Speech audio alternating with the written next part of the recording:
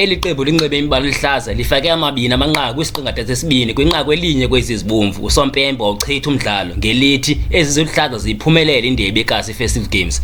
Kanti uNotshe ezelawo sibizwe sesele siphuma ngamasango ngelithi uSompempe uphazamile kushiyeka imizuzu esixhenxe. Hayi ke kuqula kubhidu abahlaza bathi uSompempe selusithathile isigqibo. Abamvu bathi madoda masiphindeleni inkomeni sawude sibande. uSompempe uthi madoda ndiphazamile nto zakuthi ndibhidwe ngamaxesha ebhodini. Hayi kabalandeli bengaphandle kuqula kubhidu.